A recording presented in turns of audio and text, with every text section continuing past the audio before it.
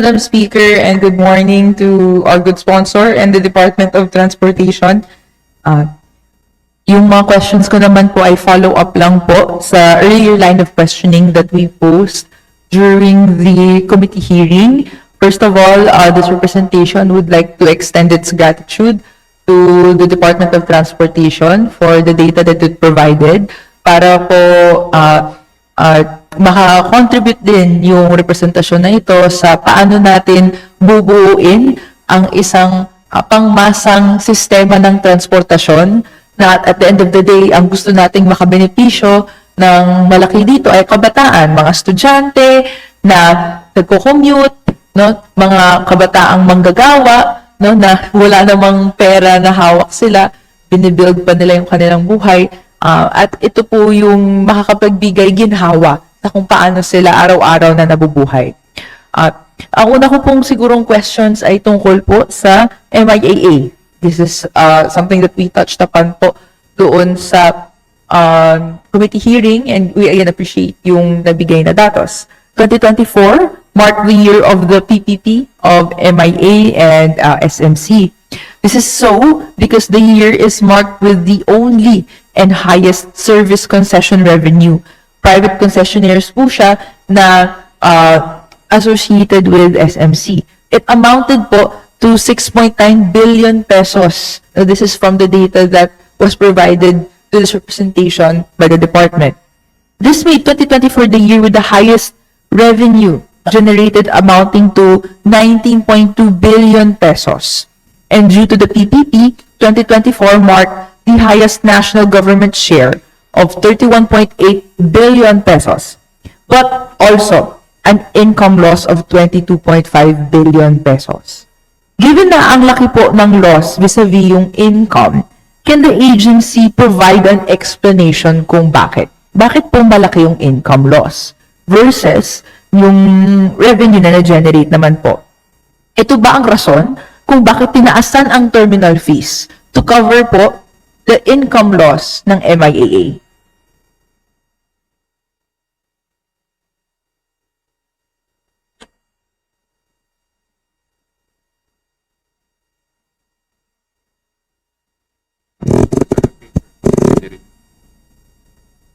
Madam Speaker, dear colleague, the question regarding the losses, it's what we consider as paper loss because it's part of the government's expense.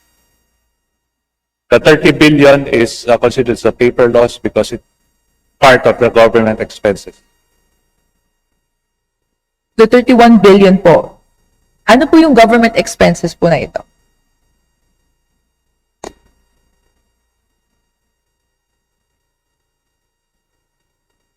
Because DOTR remitted the 31 billion, so DOTR has to register it as expense. But I would like to pose my question again po, therefore, Madam Speaker, good sponsor, ito po ba ang rason kung bakit tinaasan ng terminal fees? Hindi po. Hindi po. Okay. We also note no, that tumaas ang passenger service charge last month. From 200 pesos naging 390 pesos to domestic. And for international flights, it has become 950 pesos from 550 pesos. And according to MIAA Revised Administrative Order Number 1, Series of 2024, ang share ng SMC for the international PSC ay 705 pesos. Samantalang 334 pesos naman po for domestic. Kung papansinin po natin, napakalaking porsyento po ito ng share from sa tinaas na PSC. So my question po, bakit po sa SMEC mapupunta ang kalakhan ng passenger service charge? Ano ang rason sa pagtaas ng PSC kung sa concessionaire naman mapupunta ito at hindi sa pagpapaganda ng serbisyo ng NAIA?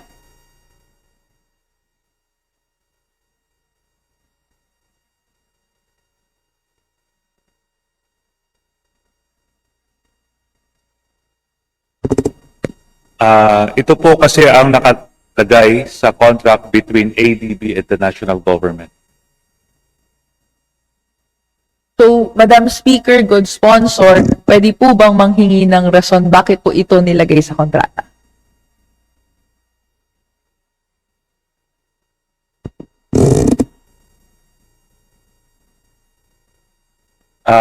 Ito po yung naging benchmarking po na ginawa ng Asian Development Bank. Kaya ito po yung nailagay sa contract po between the two parties. For the benefit of the public, pwede po bang ma-explain ang benchmarking ng ADB and bakit po ito required and siguro mabigat po na consideration para gantong klaseng arrangement ang magre-resulta? For us po, the 334 pesos from the 334 pesos na share for each passenger service charge from 390 pesos ay napakalaki. Ang ano pong may iwan ito sa mismong MIAA, no? A paltry 30 pesos, well, less than 60 pesos. So, ano pong benchmark yung basehan, no? Na ito po yung agreement na dumulo po sa between MIAA and SMC.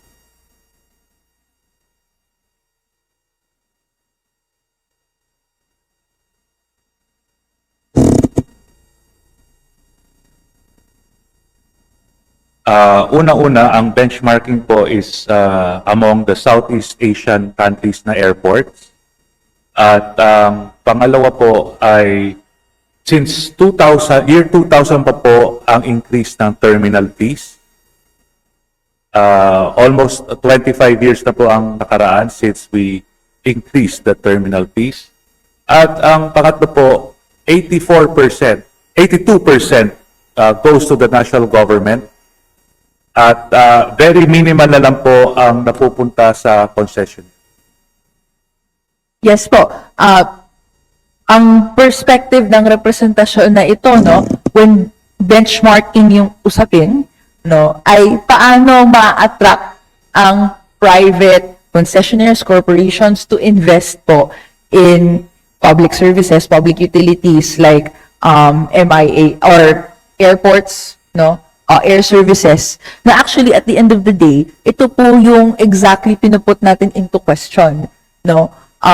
Yung pinaka-reason na sinishare po sa publiko kung bakit kailangan po yung privatization ay para po pagandahin ang NAIA. Pero malalaman natin ngayon na actually kalakhan ito ay pupunta naman po sa private concessionaire and not exactly to MIAA, para directly no makapagbigay, makapag-lead ng helm ng pag-i-improve ng serbisyo na ito. And so, standing po yung critique natin, Madam Speaker, good sponsor, ng privatization. And ito po yung nakikita nating sakit na pumapasok sa iba't ibang mga private public services natin. Like, like yung delivery or distribution ng water, delivery and distribution ng electricity, na ang napaprioritize at the end of the day ay profit po ng private corporations and hindi at nadedehado po dito kung paano nai-enjoy ng publiko yung mga serbisyo na dapat natatamasa nila. But I am pressed for time. Nonetheless, my questions have been answered. Madam Speaker, good sponsor, I'd like to move on to my next line of questioning. No, this naman po is in relation to PTMP. This is something that we also asked in relation to sa previous committee hearing. This is regarding route rationalization. We are thankful for the data provided to us by the department and shinare po ninyo, no? And according to yung mismong framework ng PTMP, part of the mandate of the DOTR is to conduct route rationalization studies. May we ask, given po na nabigay po sa opisina namin yung data showing a number of new routes. Paki-confirm po, Madam Speaker, good sponsor, if these new routes are results of the rationalization studies na nagawa, or meron po bang iba pang listahan?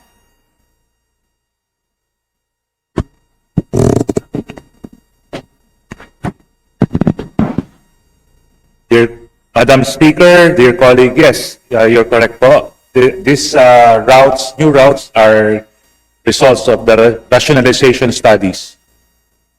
Okay. Thank you for that confirmation.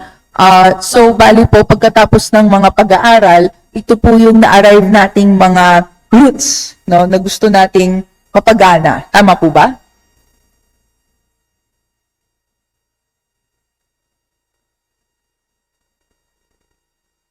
Madam Speaker, dear colleague, tama po, no?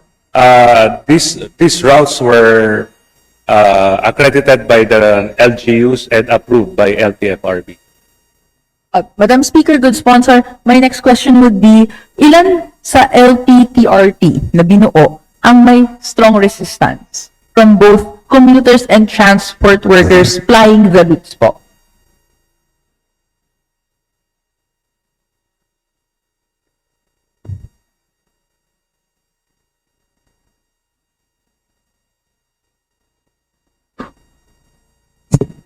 Madam Speaker, dear colleague, if you will allow, the agency will submit to you the answer to the question.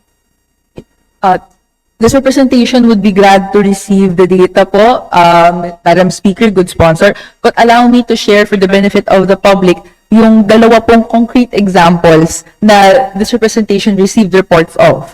Una po, sa Baguio City, may ongoing petition and hearing po against the anti-commuter LPTRP dahil mas pinaburan ang tourist routes rather than actual commuter hubs. Bukod dito, 600 units ng jeeps ang matatapyas at ang worry ng mga publiko ay mismong consolidated cooperatives ang malulugi sa bagong ruta. Ikalawa po, sa Region 6, may mga nagwelga po na mismong mga co-op kasama ang commuters just this year para mapatigil ang implementation ng LPTRP. Again, dahil lalong mahihirapan ang commuters sa multiple na sakay instead sa iisa na lang na sakay na yun yung arrangement sa dating mga ruta. At malulugi rin po ang operators with this new scheme. So ang tanong po, kung mismong mga locals ang umaalma po sa LPTRP, paano po ito nakakapasa sa DOTR? Madam Speaker, good sponsor.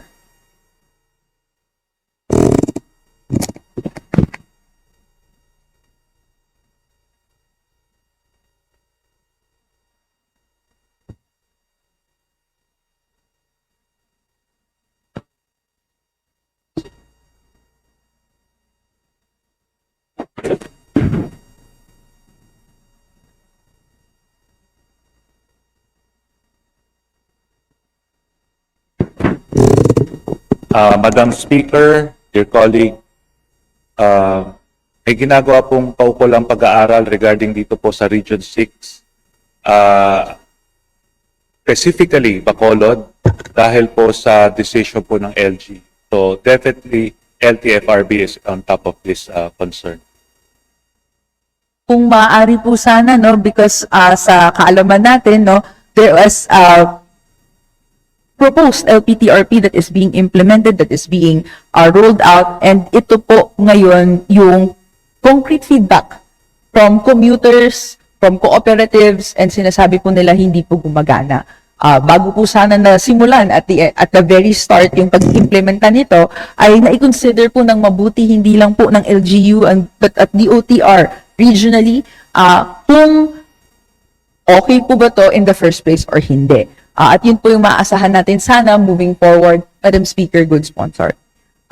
Yung sunod naman pong line of questioning nito ay tungkol po sa buyback program for the end-of-life PUVs. Pansin po natin sa NEP that 8.12% of the total budget is allotted to this program. Ano po ang ginagawa sa mga PUV na binibili po? No? And ano rin po ang criteria for it to be end-of-life? Bali po.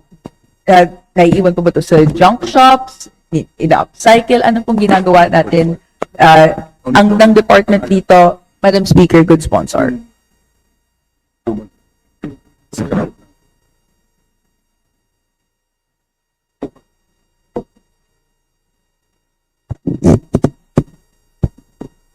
Madam Speaker, dear colleague, the agency is conducting feasibility study for the buyback program for the scrapping of the PUVs.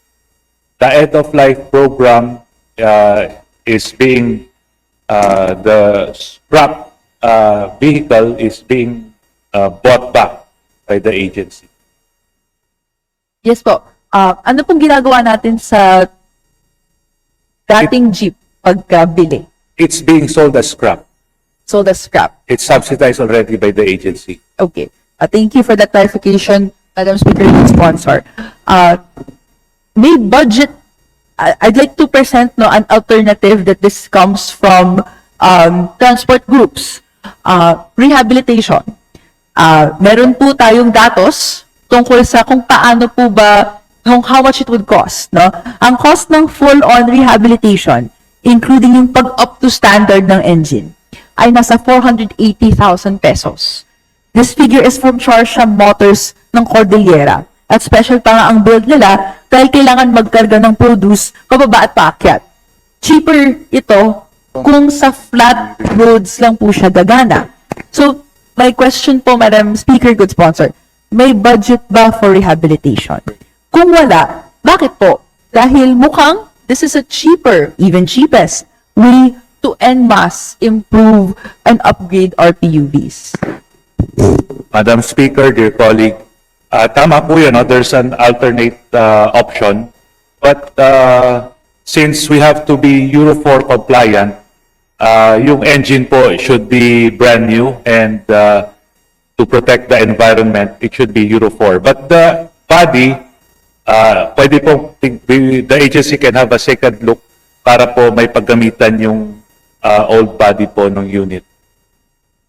Madam Speaker, good sponsor, I strongly urge the Department of Transportation to instead heavily invest more dito sa rehabilitation, no? Mapag-aralan kung paano ito maigawa dahil as it stands, no, the budget is prioritizing pagbabakal through the buyback program at pagbili ng foreign na bagong modern jeepneys and buses, which, no, sa studies natin costs more, no, and mas hirap at the end of the day ang ating mga drivers, operators na ibubor din ang cost na to ng commuters dahil sa taas din po ng presyo ng fares. Thank you for that suggestion, dear colleague, Madam Speaker. In fact, we have already local manufacturers that are Euro 4 compliant. So we will just be communicating with them as we go along. Thank you, Madam Speaker, good sponsor. I'd like to also touch on very briefly doon sa Euro 4 engines. According din po sa data ng Department of Transportation, no, 11,954 or 7.23% of the total consolidated units are now modern PUVs. May we confirm that the standard for these units is Euro 4? Ito pong 11,954.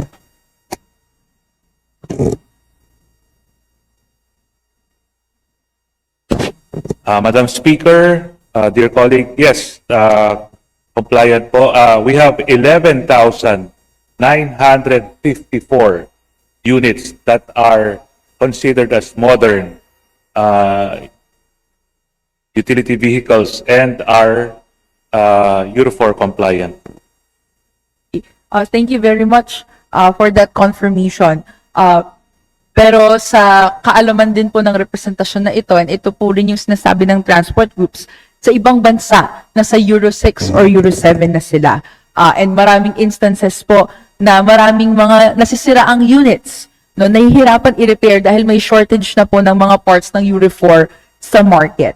So, may I ask, Madam Speaker, good sponsor, paano po natin nakikita na sustainable yung further use ng Euro 4 engines? At kung ang plano po ay further modernization of bringing in more buses, more engines ay Euro 4, pero ang standard na po ng international market is Euro 6 or Euro 7.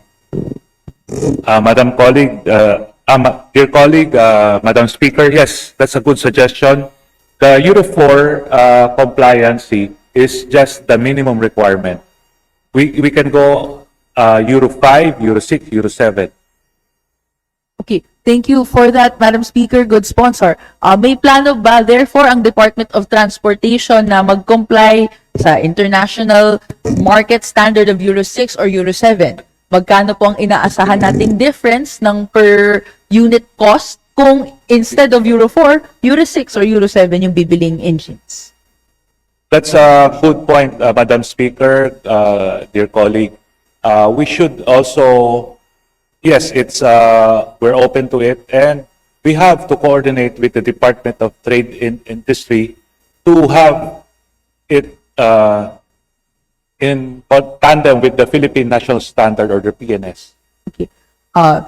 Siguro separate na usapin pa po yung coordination with DTI. I am aware that yung CARS ay may extension na race program, pero may standing critique din po tayo doon na as it stands, ang mga interesado po doon ay mga foreign corporations. Though may discussion na bukas po ito sa local manufacturers natin like Sarao and Francisco Motors, as it stands, yung mga nagpahayag lang po ng interest ay mga foreign corporations as well. At ang gusto nating mangyari po, no, yung pag-unlad talaga ng mga local industries natin. At gusto po natin yung mga engines, no, ng ating mga jeepneys, etc. ay hindi lang po compliant with the environmental pero hindi rin po pabigat sa bulsa ng ating mga drivers and operators. And siguro, speaking of yung kanilang kondisyon, no, we'd like to talk very briefly about cooperatives. Madam Speaker, good sponsor, this was brought up in the committees na ang isang rason kung bakit nahihirapan ang patakbuhin ang mga cooperatives ay dahil nababankrupt po sila. No? Ang sagot po sa atin ay why, but on the question of why, no, ay hindi sila as bihasa, no, sa fiscal management at magbibigay ang DOTR ng fiscal responsibility seminars, etc. But we have noticed po in the data provided to us as well na marami pong TSEs or cooperatives ang mababa ang consolidated units. And may mga ruta pang wala pong consolidation. Pwede po bang makahingi ng case study kung saan gumana po yung fiscal training? Yes, Madam Speaker, dear colleague, we will provide you with the data. Possible po bang offhand ay ma-share po ng ang DOTR ng isang case study na gumana na po siya?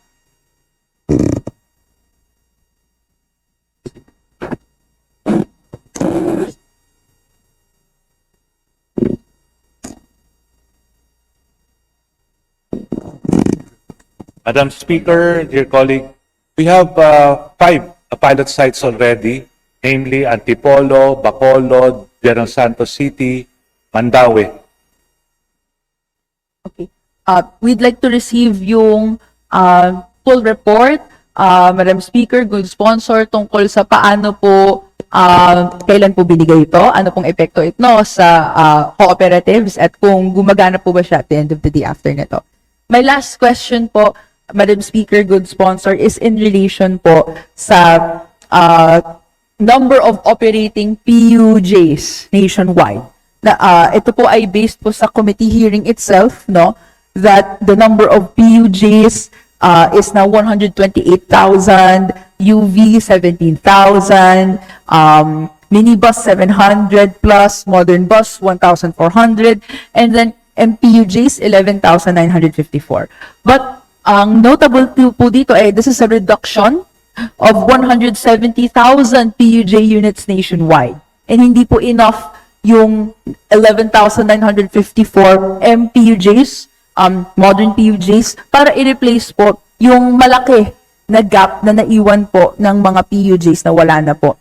So, for us, this representation may contradiction sa sinasabi na binabawasan ang jeeps kasi sobra. This is from statements of the DOTR versus sa actual experience po ni Acting Secretary Lopez, who said, no, with the press na mahirap sumakay kasi kulang ang supply. So 170,000 less PUJ units also means 250,000 ang nawawalan na kabuhayan ng operators and drivers. And numbers wise, bumababa yung vehicles, means hassle sa commuters, no? Can the agency explain paano ba pupunan ng inequality na ito? Yung kakulangan na ito, 170,000 plus PUJ? Dear colleague, pwede pong maulit yung last sentence? Okay. Can the agency, can the DOTR explain paano po pupunan, how to bridge that gap? 170,000 na nawala na jeepneys, PUJs, pero ang nariyan pa lang is 12,000 modern PUJs. Actually, ito pong gap na sinasabi, dear colleague, Madam Speaker, napupuno po to by the two agencies, no, namely TESDA and DSWD. Nagbibigay po sila ng livelihood training program para po sa na-displaced na mga drivers. But ang standing po ngayon is kulang po ng 170,000 units. No? Ibig sabihin 250,000 yung naapektuhan dahil nagsisiksikan sila sa kumonte po ng mga jeepneys na nag-ooperate nationwide. So, ano pong plano dito? Paano po natin maibsan yung kahirapan ng mga commuters na kulang na yung mga nag-ooperate na mga options for public transportation? At gusto natin, hindi na po ganito ang case. Pangalawa, may pero mas na yun. Lahat Madam Speaker, dear colleague, yung dimension nyo po is around 165,000 consolidated units. Dahil papalitan naman po ito. So in reality, may ginoconduct pong audit ang DOTR na nasusukat po nila na in reality, mas marami po ang naka-franchise pero konti lang po yung tumatakbo sa kalye. Pero in reality, marami na po, sufficient naman po yung mga sasakyan.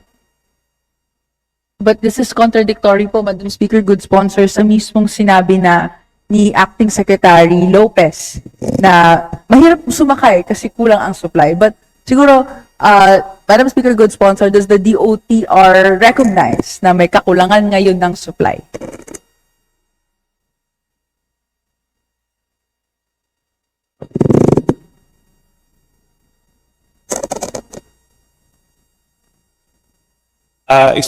Isang halimbawa po dito po sa Commonwealth, meron po tayong 3,900 units na naka-register.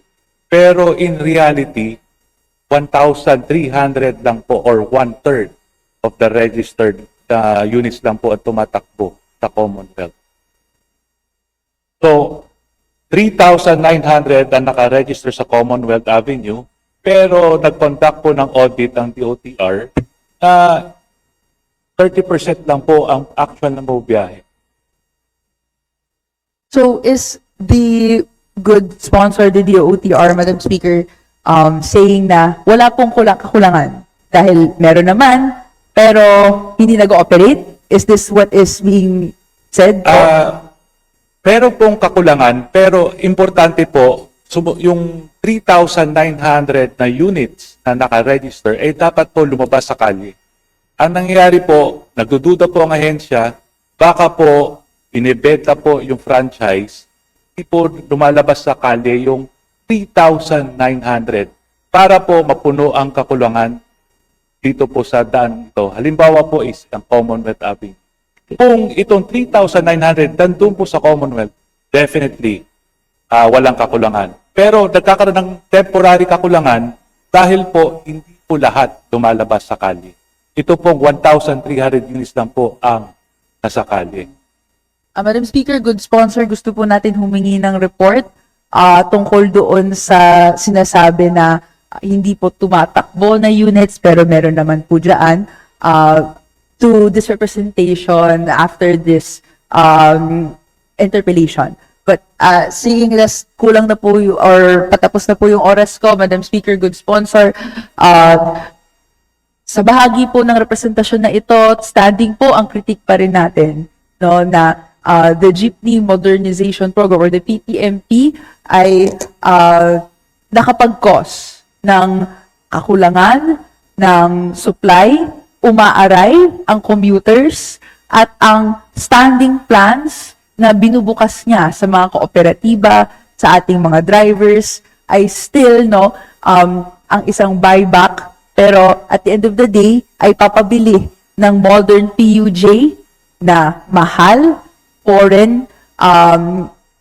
from foreign corporations ang source, whereas meron pong mga alternatives available that could be best and better explored by the DOTR. Rehabilitation and empowering our local manufacturers to do so and to conduct roots studies, route rationalization comprehensively nang kasama po ang mga komunidad na affected so as to maiwasan yung mga gantong instances na may strong opposition from various regions tungkol po sa pinopropose na routes na hindi po at the end of the day makakapagserbisyo ng pinakakailangan ng mga komunidad. That's all. Madam Speaker, good sponsor, hintayin po natin yung mga datos na hinihingi. At maraming salamat po sa datos na binibigay at tuloy-tuloy po ang gawain ng representasyon na to para sa pangmasang transportasyon. Maraming salamat po, dear